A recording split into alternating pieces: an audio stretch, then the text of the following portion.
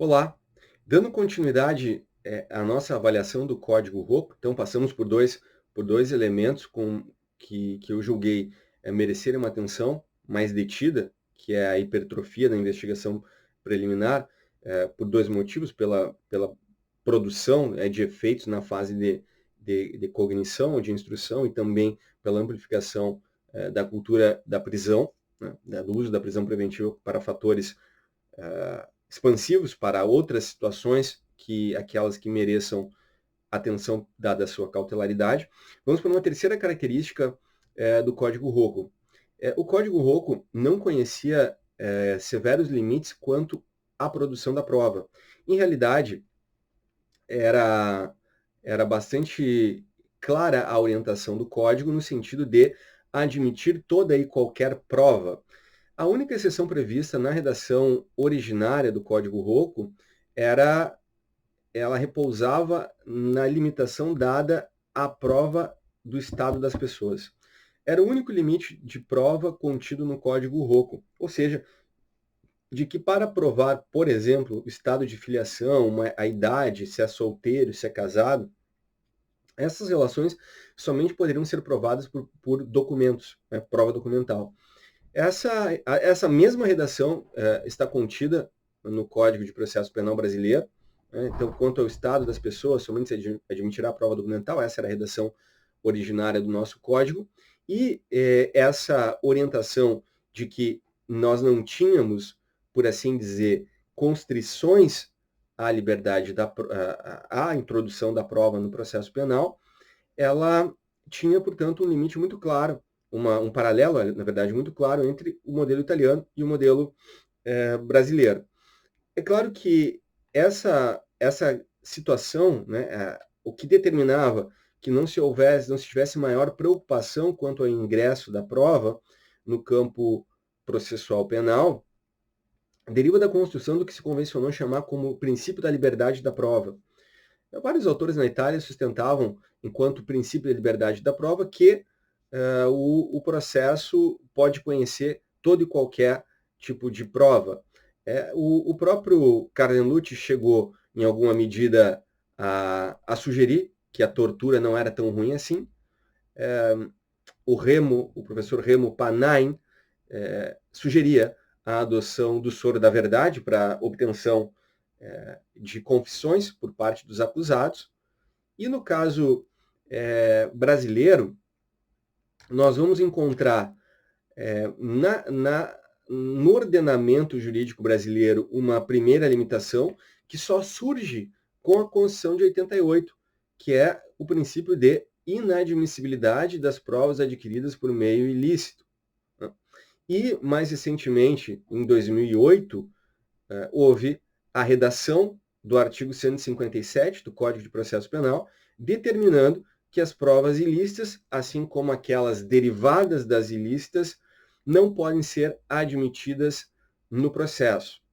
Então, a ideia de liberdade da prova, ela é caracterizada por um status no qual nós não vamos criar uma teoria de limitação quanto aos elementos que o Estado pode praticar, mas também significa a autorização e o funcionamento do processo penal brasileiro segundo uma lógica de admissibilidade das provas atípicas. Então, por prova atípica, nós podemos considerar todos aqueles meios probatórios não regulados pela lei. Então, por exemplo, num caso famoso aqui no Rio Grande do Sul, uma carta psicografada poderia ser utilizada no processo, tendo em vista se tratar de uma prova atípica. E aqui nós temos pelo menos dois elementos que vão sofrer alterações, especialmente por conta das novas bases processuais penais que vão sendo progressivamente internalizadas. Então, se de um lado essa ideia de liberdade da prova, e que foi compartilhada significativamente pela doutrina brasileira e que era uma marca própria dos italianos, a ideia de prova ilícita não era desconhecida dos italianos, porque os primeiros casos de julgamento sob prova ilícita na Suprema Corte Americana datam do início do século XX, então não podemos pressupor que se tratem de professores que desconheciam o direito penal, o processual penal comparado, pelo contrário, eram profundos conhecedores do processo penal comparado. Então, é um uso ideológico, né? Se conhece, mas se tem preferências políticas pela não limitação da prova. É claro que existirão dois outros princípios conexos à ideia de liberdade da prova, que é a ideia de verdade real e a segunda ideia, que é a do livre convencimento motivado, que na sequência eu vou tentar trabalhar com vocês. Mas a ideia de liberdade da prova, ela conduz, num primeiro momento, ao uso e à admissibilidade das chamadas provas atípicas, ou seja, provas que não são reguladas pelo Código de Processo Penal e que, portanto, poderiam ser utilizadas, já que não haveria no ordenamento nenhuma regra que proíba a sua utilização. Então, o raciocínio é o contrário. Ao invés de nós trabalharmos com provas, com um rol de provas que são aquelas admitidas pelo ordenamento processual penal, nós vamos encontrar um outro tipo de raciocínio, no qual todas as provas podem ser utilizadas, a não ser quando elas são proibidas. E me parece que a ausência de uma regulação da forma probatória, ela conduz muito claramente à desregulamentação da forma processual. Ou seja, em outro sentido, quando nós temos uma perspectiva que admite a liberdade da prova, nós também temos, por outro lado, como consequência quase que indefectível, a noção de que não existem critérios reguladores e, portanto, não se argue ou não se pode decretar nulidade. Então, também haveria uma quarta conexão aqui entre a ideia de liberdade das provas e também a própria teoria da prova ilícita ou das nulidades. Mas a ideia de liberdade da prova, ela conduz ainda a outros efeitos agregados. O primeiro deles é a consideração que se deve fazer em torno da ideia de serendipidade, que já não é algo que venha da doutrina italiana, que senão ela é importada, como se faz hoje, através de doutrinas norte-americanas, muitas vezes selecionadas através de um recorte muito ao gosto daquele que deseja importar ideias. Em realidade, a teoria da prova ilícita, ela proporcionou, dos anos 80 em diante, um fenômeno de expansão unilateral dos Estados Unidos para os demais países.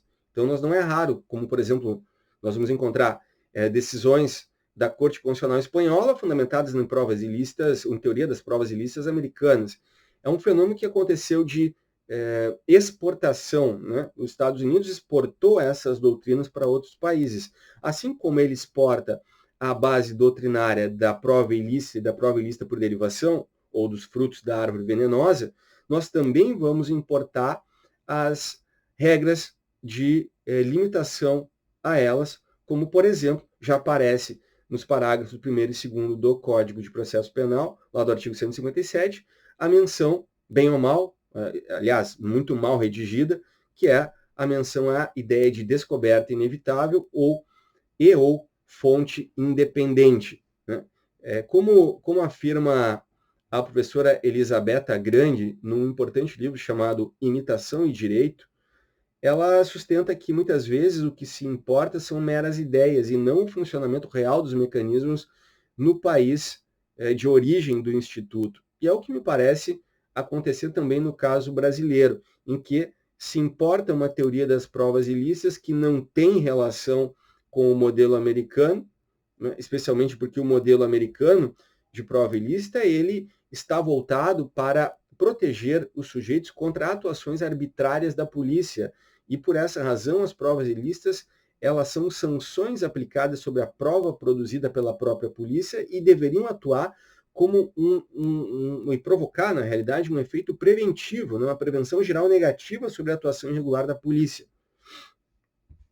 Como no Brasil a polícia não produz provas, difícil demais seria fazer essa relação muito simplória de importação.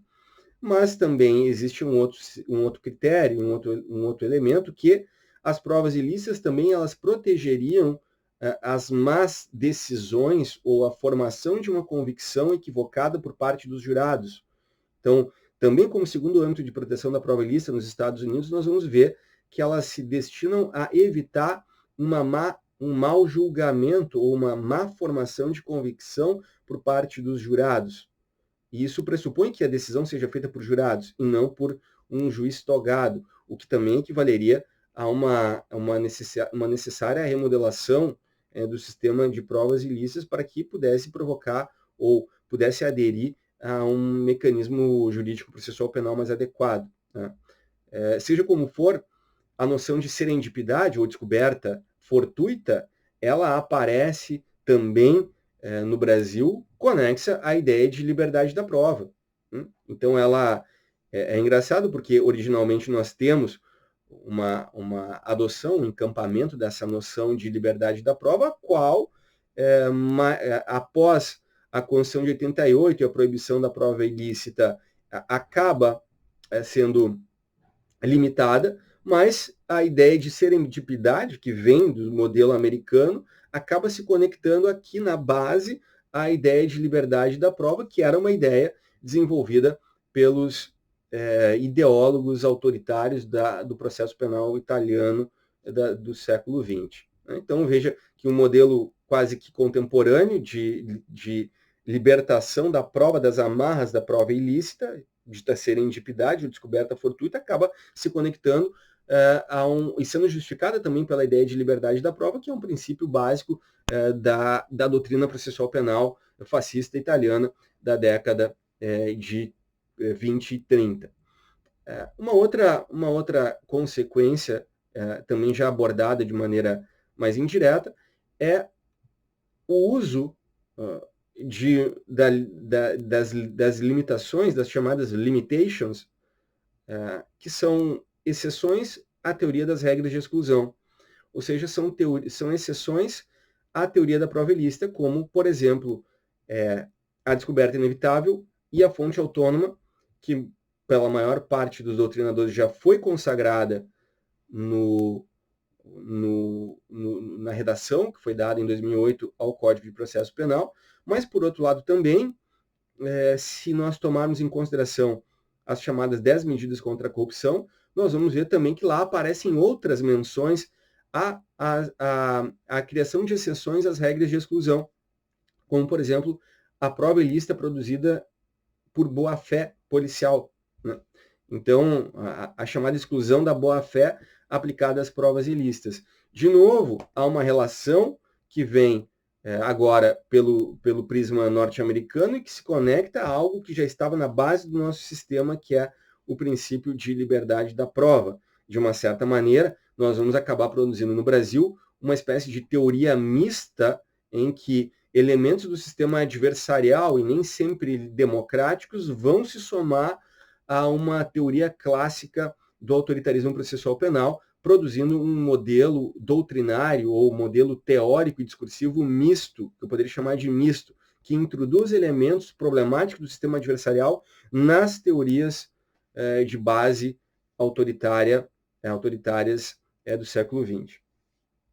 Um outro ponto que é conexo ao princípio da liberdade da prova, eu chamo de relação tricotômica entre liberdade da prova e o segundo elemento, que é o livre convencimento, ao qual se somaria também a ideia de verdade real. No segundo ponto, considerar o juiz como tendo, como podendo julgar por livre convicção, significa dizer que, em termos probatórios, não há qualquer tipo de constrangimento a ser feito ao magistrado. Afirmar que o juiz é livre para decidir como bem entender, tendo apenas o ônus de fundamentar, significa dizer que, mesmo que nós tenhamos uma prova que foi produzida no curso do processo, o juiz, por exemplo, e isso não são palavras minhas, são palavras da doutrina da época, o juiz pode desprezar o testemunho de 10 e enfatizar o testemunho de 1, dar maior credibilidade à qualidade de um testemunho do que 10 outros testemunhos. Então, nesse ponto, o princípio do livre convencimento motivado, que é uma derivação do modelo de íntima convicção, é o modelo de íntima convicção com a necessidade de exposição dos motivos pelos quais o julgador deve decidir, já existia na Itália, era advogado por vários dos autores, dos principais autores que estabeleceram a doutrina da época na Itália, e evidentemente no Brasil esse princípio foi recepcionado. Apesar da reforma do Código de Processo Civil recente, há uma leva imensa de críticas e da manutenção do próprio status quo, de que o juiz pode decidir como bem entender, desde que deva motivar. Então, aqui é uma espécie de aquilo que o professor Lênin Streck há muito tempo denomina como decisionismo, porque o juiz não pode decidir da maneira que ele quer, ele tem um constrangimento das provas, daí porque alguns autores, dentre eles o professor Geraldo Prado, a própria professora Genana Matida, vão enfatizar a necessidade do controle epistêmico, ou seja, de que os juízes devem estar, não apenas devem possuir a obrigação de motivar sua decisão, mas tem a obrigação de argumentar pela prova o que foi produzido em juízo. Nós temos no artigo 155, no Código de Processo Penal, um belo exemplo de como o livre convencimento ele é problemático, porque o artigo 155 ele determina a possibilidade do juiz fundamentar a sua decisão com base nos elementos do inquérito policial, desde que não fundamente exclusivamente no inquérito policial, ou seja, ele pode fazer um determinado cotejo. Também pode, por exemplo, dar maior credibilidade a uma colaboração premiada do que as provas trazidas no processo. Enfim, esse elemento aqui de permitir que o juiz atribua o peso que bem entender para as provas que ele também julgar importantes, reforçam os modelos de dissonância cognitiva, porque eles são elementos importantes. Se o juiz, de alguma maneira, ele decide antecipadamente, ele precisa tão somente de um reforço probatório, e a falta de uma vinculação do juiz à prova produzida, ou seja, a ausência da demonstração do raciocínio probatório no curso da sentença, permite que o juiz manipule o cenário probatório e possa, portanto, utilizar a prova que ele quer, e da maneira que ele quer. E isso faz com que, portanto, a ideia de que ao processo deve ser enxertado o maior número de elementos de prova, ou seja, sem limitações com relação à prova ilícita, e também a forma argumentativa desvinculada de qualquer raciocínio probatório compromete por alto toda a esfera de proteção do sujeito. No caso brasileiro, é interessante notar que há um artigo, é um texto, na realidade, que eu cito no meu livro, de um ex-juiz do Tribunal de Segurança Nacional no Brasil. Então, o Tribunal de Segurança Nacional foi um órgão atuante na ditadura militar e que servia para a repressão de crimes políticos. E ali um desses juízes, ele fala que é muito interessante ver como a justiça comum agora está abraçando, está aplicando aquilo que foi desenvolvido por essa corte, que é o princípio do livre convencimento. Então, é muito interessante do ponto de vista histórico como essa narrativa desse juiz identifica que os tribunais comuns, os juízes comuns, foram buscar em julgados do Tribunal de Segurança Nacional a aplicação do livre convencimento motivado. E se o livre convencimento motivado foi utilizado como uma categoria importante do funcionamento do Tribunal de Segurança Nacional, ora, é evidente que esse princípio de livre convencimento motivado estava ali a alicerçar matérias e julgamentos absolutamente em franca dissonância de aspectos democráticos. Então, no Brasil, a história do livre convencimento motivado significa dizer um modelo em que o Tribunal de Segurança Nacional cria os estándares que vão sendo depois posteriormente aplicados na justiça comum, de certa maneira, portanto, politizando ou utilizando essa categoria que foi cara ao julgamento dos crimes políticos para a justiça ordinária, o que determina, portanto, também o uso autoritário deste princípio.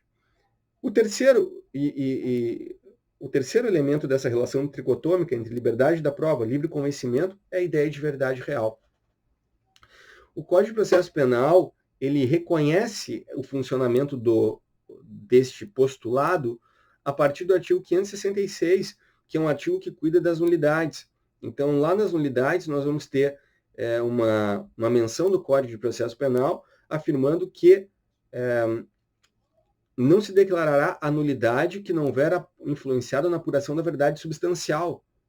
E portanto, o que esse artigo 566 traz é, em realidade, a possibilidade do juiz salvar um processo sem a obrigação de anulá-lo, bastando que ele não fundamente naquele elemento processual penal. Então, o ato nulo, desde que o juiz não fundamente na sentença, pode ser mantido, e, portanto, é uma fórmula de preservação do processo.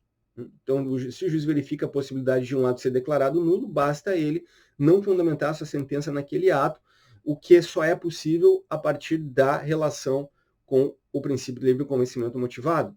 Né? Então, isso só é possível a partir dessa criação dessa categoria chamada livre convencimento motivado, que coisa não é do que uma íntima convicção exteriorizada. Né? Então, você deveria, até mesmo por correção linguística, se falar de íntima convicção expressa.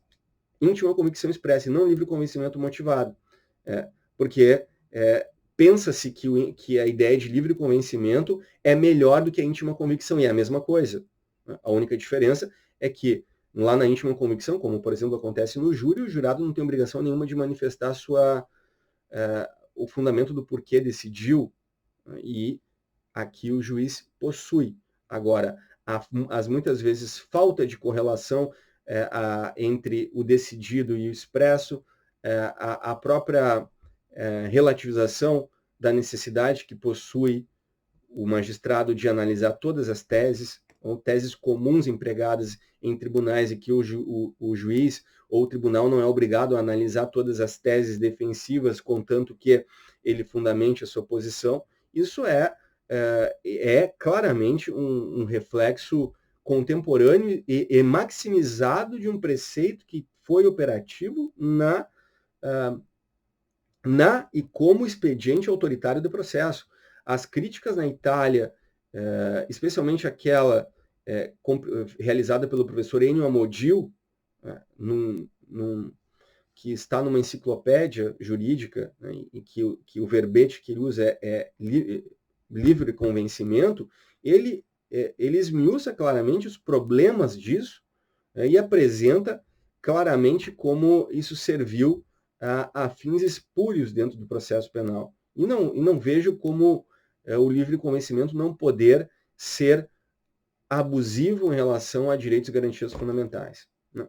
Então, aqui fechamos a relação de três partes, não sem antes dizer que o artigo 156, também por força da ideia de verdade real, vai ser utilizado como um fator que autoriza poderes judiciais ex officio. Portanto, o artigo 156 do Código de Processo Penal, que é lido pelo professor Jacinto Coutinho como um dos critérios que estabelece a base do sistema inquisitório brasileiro, ou seja, diz o professor Jacinto na sua leitura do sistema acusatório e inquisitório, o marco definitivo de diferença entre sistema acusatório e inquisitório repousa sobre a estrutura de poderes ex officio. Então, se há um princípio inquisitório, é porque o juiz pode produzir prova. Se nós temos um princípio acusatório, a prova está nas mãos das partes. Seja como for, o artigo 156 determina que o juiz pode produzir provas quando não estiver, né, quando estiver na dúvida. E é claramente, esse artigo 156, ele tem uma íntima relação à própria expulsão da presunção de inocência da redação do Código Italiano de 30 e do Código Brasileiro de 1940. Então, o artigo 156, que determina que o juiz, na dúvida, deva produzir provas, significa que o juiz, ele, ao fim da instrução, acabou a instrução. Então, portanto, é um código que não estabelece uma regra importante de ônus da prova, ele acaba com o ônus da prova, a gente vai ver mais adiante, mas, sobretudo, o juiz na dúvida ele deve produzir mais prova, quando sabemos todos que o juiz na dúvida deve absolver. Né? Então, quando o código determina que ele deva produzir prova, significa reabrir a instrução para não encerrá-la com absolvição. Essa é a leitura, a única leitura possível. Embora tenha gente de menor aderência interpretativa e hermenêutica constitucional dizendo que isso não, que ele não sabe, o juiz não sabe para quem a prova vai beneficiar. Isso é de uma ingenuidade, para não dizer quase que uma imbecilidade gigantesca. Não há pergunta a qual nós não intuamos, não vamos intuir a resposta. Isso disse Marx. Não, a cada pergunta nós temos uma resposta hipotética.